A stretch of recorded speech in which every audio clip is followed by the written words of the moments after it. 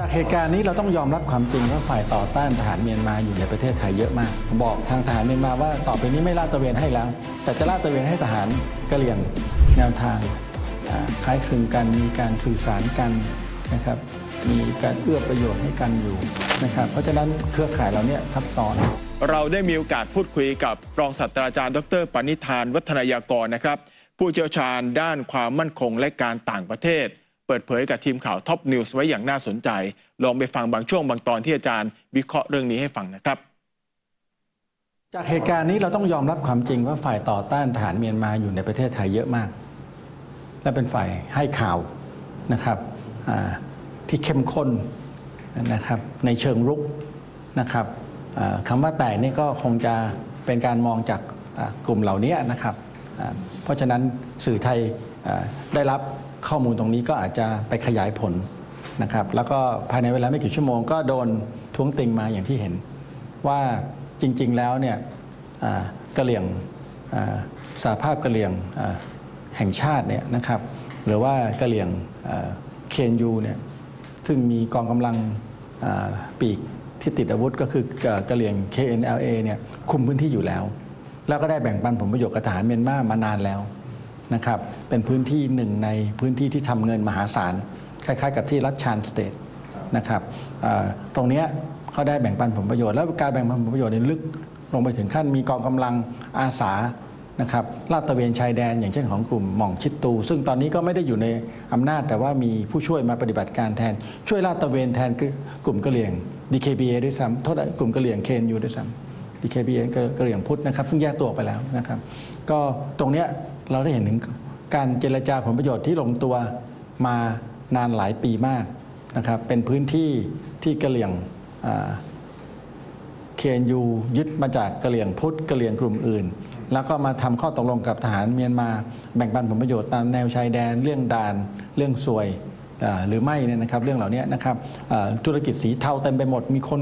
ค้าขายที่เป็นต่างด้าวต่างชาติเป็นหมื่นคนในพื้นที่เหล่านี้ตามแนวชายแดนไม่ว่าจะเป็นของไทยนะครับเมียนมาจีนเมียนมาอินเดียเมียนมามีผลประโยชน์แบบนี้เต็มไปหมดนะครับแล้วก็ยังมีกองกำลังอาสาสมัครช่วยลาดตระเวนดูแลคุ้มกันการเข้าออกแล้วก็เป็นแบบนี้ทุกพรมแดนนะครับแต่ตอนนี้สถานการณ์เปลี่ยนไปก็คือกลุ่มกองกำลังหลายกลุ่มที่ตกลงกับทหารเมียนมาบอกว่าไม่ขอแบ่งผลประโยชน์แล้วนะครับก็จะขอทำเองแล้วก็การพูดคุยกันในรอบ 2-3 คืนที่ผ่านมาตัวเลขก็เห็นแล้วก็เข้าใจได้ว่าขอทำเอง 100% แม้แต่ 90% 10% ก็ไม่เอานะครับตัวเลขสุดท้ายที่เสนอกัน90-10ก็ไม่เอาคือช่วงที่มาในฐานที่แตกก็คือ375นี้หลังจากนั้นก็มีการเจรจาคุยกันใช่ครับต่อรองกันถึงได้ไม่มีการลบไงครับเพราะมีการและระหว่างเจรจาก็ขอให้เจ้าหน้าที่ที่ด่านคงอยู่ดำเนินการไปก่อนด่านก็ไม่ได้ปิดไงครับเพราะฉะนั้นการดำเนินการเหล่านี้เพราะผลประโยชน์ก็ต้องเดินคนก็ต้องเข้าออกใช่ไหมครับระหว่างเดินนี้ก็เจรจาแล้วก็เตรียมกำลังการเตรียมกำลังก็คือว่ากองกำลังลาดตระเวนตามแนวชายแดนเนี่ยก็แปรพักบอกทางทหารเมียนมาว่าต่อไปนี้ไม่ลาดตระเวนให้แล้วแต่จะลาดตระเวนให้ทหารกะเหรี่ยงKNUแทนแต่บางส่วนก็ไม่เอาบอกว่าไม่เอาก็จะขอกลับไปอยู่กับทหารเมียนมาซึ่งอยู่ไกลออกไปอีกอันนี้จะเป็นเชื้อให้อาจจะมีการโต้กลับนะครับบรรดา 2-3,000 คนที่ไหลไปอยู่กับกลุ่มหม่องชิดตูนะครับก็อาจจะไปอยู่กับทหารเมียนมาอีกก็ได้นะครับแต่บางส่วนก็จะกลับมาอยู่กับทหารKNUแล้วก็ลาดตระเวนก็จะไม่ใช่ทหารKNUหรือว่าทหารKNLA นะครับที่จะลาดตระเวนจะเป็นทหารเดิมเพราะฉะนั้นกระทบกับไทยอาจจะไม่มากนะครับกองกำลังลาดตระเวนของไทยก็จะต้องจัดการคุยกับคนเหล่านี้ซึ่งก็เป็นกลุ่มเดิมเพียงแต่ว่าเปลี่ยนสัดส่วนในการแบ่งปันผลประโยชน์นะครับแล้วก็เปลี่ยนการควบคุมนะครับรัฐบาลกลางรัฐบาลทหารเมียนมาก็ถอยออกไปนะครับแต่การถอยออกไปเนี่ยเขาจะถอยแล้วจะมีการล้างแค้นจะมีการโต้กลับจะมีการทิ้งระเบิดทำลายโรงงานทำลายแหล่งเศรษฐกิจหรือไม่อันนี้จะต้องดูให้ดีเพราะว่าถ้าเขาตัดสินใจทุบหม้อข้าวตัวเองเพราะเขาคิดว่ามัน 100% เขาไม่ได้ประโยชน์อะไรเลยเขาก็คงจะโจมตีกลับนะครับแล้วก็ทำลายพื้นที่เศรษฐกิจตรงนี้เพื่อไม่ให้เป็นแหล่งที่เข้มแข็งต่อกองกำลังที่ เคยเซ็นสัญญายุติการรบชั่วคราวเข้าไปแล้วในบรรดา 17 กลุ่มหนึ่งในนั้นก็คือKNU ที่ได้เซ็นสัญญาสงบศึกไปประมาณ 12 ปีแล้วไม่ได้ลบกันเพราะฉะนั้นเราจะไม่เห็นการลบเมืองแตกนะครับสงครามกลางเมืองนะครับอย่างที่อีกฝ่ายต้องการเห็นอีกฝ่ายนึงก็คือฝ่ายประชาธิปไตยฝ่าย NUG ซึ่งเครียดแค้นแล้วก็มีเหตุผลที่จะเครียดแค้นด้วยเพราะเขาถูกแย่งอำนาจมาจากทหารเมียนมานะครับแล้วก็ตั้งรัฐบาลทหารขึ้นมาเพราะฉะนั้นการให้ข่าวว่าแพ้นะครับ แพ้แล้วพิ้งพล้ำแล้ว เสียหน้าแล้วกลับบ้านเก่าแล้วมันมีผลต่อขวัญกำลังใจของทหารเมียนมาทั้งระบบทั้งประเทศเลยอันนี้เป็นสงครามจิตวิทยาชั้นสูง กระบวนการสื่อสารไม่ได้คล่องแคล่วเหมือนบ้านเราไปติดต่ออะไรมันก็ยากก็ต้องซึ่งเขาก็คงจะขอบคุณประเทศหลายประเทศที่ให้เขาใช้พื้นที่ช่วยเขาทำสงครามจิตวิทยาพวกนี้หรือไม่เนี่ยและจะเป็นประโยชน์กับประเทศนั้นๆที่เขาใช้พื้นที่หรือไม่เขาใช้พื้นที่เหล่านี้หลายประเทศนะครับรัฐบาลพัฒถิ่นก็อยู่ในประเทศตะวันตกนะครับบริษัทที่ส่งเงินให้กับส่งเสบียงให้กับประเทศเหล่านี้ก็อยู่ใน 2-3 ประเทศอาเซียนนะครับเพราะฉะนั้นเครือข่ายเราเนี่ยซับซ้อนนะครับแล้วก็เราถึงได้เห็นภาพ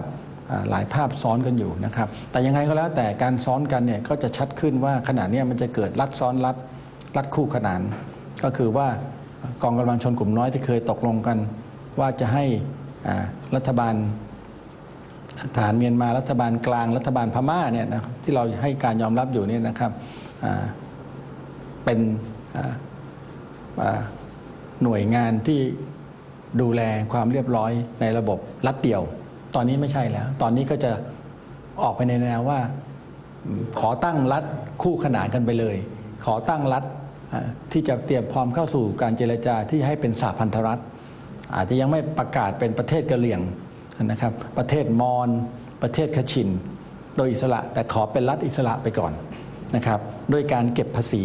ด้วยการจัดระบบชายแดนนะครับด้วยการเตรียมทหารไว้ให้พร้อมเพื่อเข้าสู่โต๊ะเจรจาแล้วกลับไปในกรอบเดิมว่าตกลงจะอยู่ร่วมกันเป็นยูเนียนเป็นสหพันธ์เป็นเฟเดเรชันเป็นสหรัฐพม่าหรือไม่ในรูปแบบตรงนั้นตกลงต้องอีกยาวนานว่าใครจะวางอาวุธใครจะดูแลชายแดนใครจะแบ่งภาษีจะให้รัฐบาลกลางเท่าไหร่ซึ่งในอดีตเนี่ย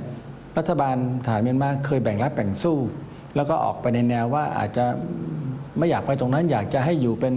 รัฐเดียวแต่เป็นจังหวัดเป็นมณฑลเป็นภาคพระโคภาคสกายแต่ตอนนี้ผมคิดว่ามันไปจุดนั้นยากแล้วนะครับเพราะรัฐบาลทหารเมียนมาอ่อนแอลงมากการที่จะกลับไปจุดนั้นได้ก็ต้องไปตีโต้กลับยึดเอาพื้นที่ที่เสียไปแล้วกลับมาก่อนนะครับแต่ว่าการเจรจาที่จะเป็นสหพันธรัฐเป็นสหภาพเป็นสหรัฐยังคงพอทำได้อยู่ถ้าทหารเมียนมาเริ่มตั้งหลักได้ในเมืองหลวงเมืองใหญ่นะครับในกรมกรองในค่ายในสถานที่ที่เขาออกแบบไว้แล้วที่เขาจะต่อสู้แบบหลังชนฝานะครับแล้วก็เกณฑ์ทหารเข้ามาช่วยแล้วก็มีคนที่ไม่ชอบชนกลุ่มน้อยเยอะแยะเต็มไปหมดนะครับรวมทั้งชนกลุ่มน้อยเองก็ไม่ได้ชอบกันกะเหรี่ยงก็แตกกันนะครับรอบสังหารกันอย่างเช่นมือขวาของนายพลโบเมียเมื่อหลาย10 ปีก่อนนะครับเลขาธิการของKNUก็น่าจะโดนรอบสังหารในเมืองไทยที่แม่สอดนะครับอย่างนี้เป็นต้นนะครับเพราะฉะนั้นตรงนี้นะครับและยิ่งคนที่อาจจะเป็นหนึ่งในคนที่ไม่ได้สร้างความเข้มแข็งและเอกภาพให้กับกองกำลังเหล่านี้แต่ว่ามีประชาชนส่วนใหญ่หนุนหลังอยู่อย่างเช่นองซานซูจีถ้าถูกปล่อยตัวมาเนี่ยนะครับชนกลุ่มน้อยก็อาจจะแตกแยกกันอีกเพราะว่ามีฝ่ายไม่เห็นด้วยแนวทางเขาค่อนข้างใช่ครับรวมทั้งอย่างเช่นวิธีการคิดต่อโรฮิงญาเป็นต้นก็ชัดเจนว่านางองซานซูจีเนี่ยมีความรักชาติมีชาตินิยมนะครับชาตินิยมของพม่าเนี่ยจะทำให้ชนกลุ่มน้อยไม่ชอบเพราะฉะนั้นตรงนี้ก็จะเป็นอีกหนึ่งจังหวะที่มีเกิดความซับซ้อนถ้าเกิดถูกปล่อยตัวออกมาเมื่อไหร่จากเหตุการณ์นี้เราได้เห็นภาพชัดขึ้นนะครับอาจารย์ชี้ลงไปแบบละเอียดเลยนะท่านผู้ชมครับเรื่องของผลประโยชน์ที่เกิดขึ้นที่เมียวดีเดิมทีรัฐบาลทหารเมียนมานะครับก็เข้าไปจัดการมีข้าราชการส่วนกลางเข้าไปบริหารจัดการแต่ผลประโยชน์ที่เกิดขึ้นบ่อนคาสิโนนะฮะคอลเซ็นเตอร์การประกอบธุรกิจที่มันเป็นสีเทาอยู่ในพื้นที่เดิมทีเนี่ยมองชิดตูนะครับก็เป็นคนบริหารจัดการดูแลความสงบเรียบร้อยแต่ต้องปันเปอร์เซ็นต์บางส่วนเท่านั้นเองนะฮะมาให้กับทางรัฐบาลทหารเมียนมาส่วนก้อนใหญ่ๆก็เป็นพื้นที่ที่กะเหรี่ยงเขาเอาไว้แต่ล่าสุดเนี่ยไม่อยากจะแบ่งอยากจะเอาไว้เองจับตานะฮะว่าวันนี้ประเทศเมียนมาจะเข้าสู่สถานการณ์ที่หลายคนไม่อยากจะให้เกิดขึ้นเลยนะครับนั่นคือสงครามตัวแทน นะฮะเราเคยเห็นในพื้นที่ตะวันออกกลางเคยเห็นในพื้นที่ยูเครนนะฮะอันนั้นก็คือสงครามตัวแทนวันนี้มันจะลุกลามมาถึงเมียนมาและขยายวงหรือไม่อันนี้คือหลายฝ่ายตั้งเป็นข้อสังเกตนะครับซึ่งอาจารย์ปณิธานวัฒนายากรที่ให้สัมภาษณ์กับเราพูดถึงเรื่องนี้ไว้อย่างน่าสนใจด้วยนะครับเดี๋ยวลองไปฟังบางช่วงบางตอนที่อาจารย์มองว่าสถานการณ์ตรงนี้มันจะเกิดขึ้นจริงไหมและมีความเป็นไปได้มากหรือน้อยขนาดไหนครับพูดยากครับอันเนี้ยในภาพรวมว่าแค่ไหนเนี่ยแต่เราก็เห็นว่าเขามีแนวทางคล้ายคลึงกันมีการสื่อสารกันนะครับมีการเอื้อประโยชน์ให้กันอยู่ในหลายรูปแบบของตัวบุคคลฝ่ายต่างประเทศกับกลุ่มคนที่เคยเติบโตเคยอยู่ที่นั่นนะครับแล้วมันอยู่บนพื้นฐานของสงครามตัวแทนอยู่แล้วนะครับของผลประโยชน์ของมหาอำนาจในภูมิภาคอยู่แล้วของทางออกในมหาสมุทรอินเดียอยู่แล้วของท่อน้ำมันของการเติบใหญ่ของจีนอยู่แล้วเพราะฉะนั้นมันจะไม่ยากที่จะมองว่ามหาอำนาจของสองขั้วเนี่ยนะครับทั้งสหรัฐทั้งจีนเนี่ยก็จะเข้ามาจีนนี่ชัดเจนอยู่แล้วเมื่อจีนมาสหรัฐก็มาในทุกพื้นที่อยู่แล้วมันเป็นเรื่องตามโครงสร้างของการแข่งขันโดยธรรมชาติของระบบการเมืองในปัจจุบันซึ่งเข้มข้นที่ไหนมีรัสเซียที่นั่นก็มีสหรัฐคอยไปนะครับคัดค้านคอยไปต่อต้านอันนี้ก็เป็นเรื่องธรรมชาติพอสมควรการค้าก็จะเป็นอย่างนั้นด้วยซึ่งจะเป็นปัญหากับเรามากนะครับแต่ว่าทางการเมืองประชาธิปไตยหรือไม่ทางการทหารฝ่ายไหนนะครับก็จะอยู่ในหลายพื้นที่มากเพราะฉะนั้นตรงนี้เจ้าของประเทศต้องระวังที่สุดเพราะว่ามหาอำนาจจะสนใจแล้วก็จะหาทางทำอะไรที่มันซับซ้อนแล้วก็ตรงนี้ไม่ใช่ระดับนี้อย่างเดียวระดับภูมิภาคก็จะเกิดอย่างเช่นเกิดขึ้นแล้วนะครับสงครามตัวแทนของอิสราเอลแล้วก็อิหร่านทั้งอิหร่านและอิสราเอลนี่มีตัวแทนที่ไปรบกันในสมรภูมิตัวแทนอย่างเช่นฮูตีอย่างเช่นซีเรียนี่เป็นพื้นที่ตัวแทนของอิหร่านแล้ว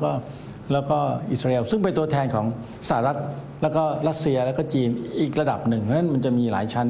ของ proxy war ซึ่งน่าเป็นห่วงในเมียนมามากเพราะว่าในแต่ละกลุ่มชนกลุ่มน้อยที่ถามเขามีตัวแทนของเขามีสายเชื่อมโยงทั้งตะวันตกก็มีหลายพวกนะครับอาณานิคมเก่าอังกฤษเขาก็มีการเชื่อมโยงนะครับซึ่งคนพูดถึงน้อยและอินเดียพม่าก็เคยเป็นอาณานิคมของอินเดียมาก่อนก็มีความเชื่อมโยงอีกอย่างเช่นกลุ่มที่หนีไปที่อินเดียมีกลุ่มที่ใกล้ชิดกับอินเดียหรือบางประเทศนะครับเพราะฉะนั้นสงครามตัวแทนสงครามหลายรูปแบบของ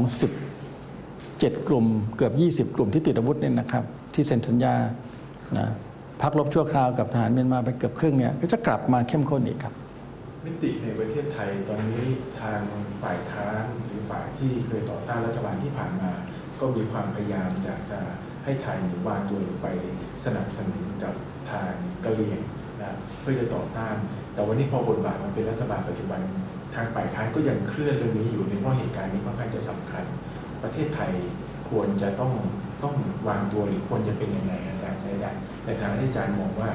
วันนี้ไทยมันมีอยู่สองส่วนที่ทั้งหนุนทั้งต้านหรือออกแอคชั่นรุนแรงใช่ครับสมดุลใหม่ตรงนี้ที่เราจะต้องปรับนะครับให้ดีขึ้นกว่านี้นะครับอาจจะต้องหาทางนะครับดูซิว่าเราสามารถยกระดับความช่วยเหลือทางด้านมนุษยธรรมยกระดับนะครับบทบาทของเราในการช่วยให้เขาได้คุยกันเพื่อยุติการพักรบชั่วคราวนะครับแล้วก็อาจจะต้องทำอะไรบางอย่างเพื่อกดดันให้ไปถึงวัตถุประสงค์ตรงนั้นเนี่ยทางบริหารได้หรือไม่เพราะว่าทุกฝ่ายใช้พื้นที่ของไทยเกือบทุกฝ่ายใช้พื้นที่ของไทยเป็นประโยชน์อยู่เรามีปัจจัยที่เป็นตัวหนุนช่วยเราให้เราได้บรรลุถึงวัตถุประสงค์ของเราวัตถุประสงค์ของเราคือถ้าหยุดการสู้รบไม่ได้คนก็จะไหลเข้ามาเมืองไทยและไทยก็จะถูกดึงไปนะครับโดยฝ่ายใดฝ่ายหนึ่งโดยมหาอำนาจฝ่ายใดฝ่ายหนึ่งในอนาคตและทำให้เราเสียจุดยืนเพราะการรบที่เข้มข้นขึ้นเราก็จำเป็นต้องเลือกข้างในอนาคตแต่ตอนนี้ยังไม่ถึงจุดนั้นเราก็ถ้าเราสามารถที่จะชะลอหรือว่าเปลี่ยนวิถีของการเผชิญหน้าได้เราก็ไม่จำเป็นต้องเลือกข้างเพราะฉะนั้นตอนนี้ก็จะเป็นระยะเวลาของการตัดสินใจสำคัญในการยกระดับการมีส่วนร่วมของเราในรูปแบบที่ไม่เข้าไปแทรกแซงซึ่งยังพอมีช่องทำได้อยู่แต่ว่าไม่มากครับ นี่นะครับก็โดยภาพรวมอาจารย์ก็มองว่าสงครามตัวแทนนี่เป็นเรื่องที่น่ากังวลใจมาร่วมสนับสนุนท็อปนิวส์นำเสนอความจริงได้แล้ววันนี้เพียงกดปุ่ม Super Thanks แล้วเลือกจำนวนเงินตามที่ต้องการได้เลยครับขอบคุณครับ